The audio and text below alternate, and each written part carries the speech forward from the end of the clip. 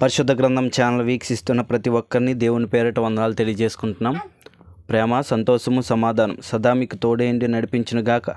నిన్నటి దినాన కీర్తన గ్రంథం 123వ అధ్యాయం చదువుకున్నాం. ఈరోజు కీర్తన గ్రంథం 124వ అధ్యాయం చదువుకున్నాం. మనుషులు మన మీదకి లేచినప్పుడు యెహోవా మనకు తోడై ఉండని ఎడల, వారి ఆగ్రహము మనపైని రగులుకొనినప్పుడు యెహోవా మనకు తోడై ఉండని ఎడల, వారు మనలను ప్రాణముతోనే మృంగివేసియుందురు.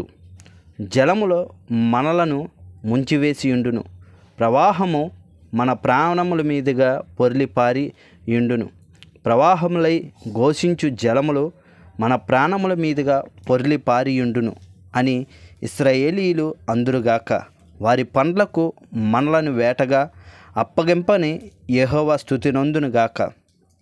పక్షి తప్పించుకొనినట్లు మన ప్రాణము వేటకాండ్రం నుండి తప్పించుకొని ఉన్నది. ఉరి తెంపబడిను, మనము తప్పించుకొని ఉన్నాము. భూమి ఆకాశములను సృజించిన యెహోవా నామము వలననే మనకు సహాయము కలుగుచున్నది. ఇంతటితో కీర్తన గ్రంథం 124వ అధ్యాయం పూర్తయింది. రేపటి దినాన్న కీర్తన గ్రంథం 125వ అధ్యాయం చదువుకున్నాం. ప్రేమ, సంతోషము, సమాధానం సదా మీకు తోడే ఇంటి నడిపించునుగాక. ఆమేన్.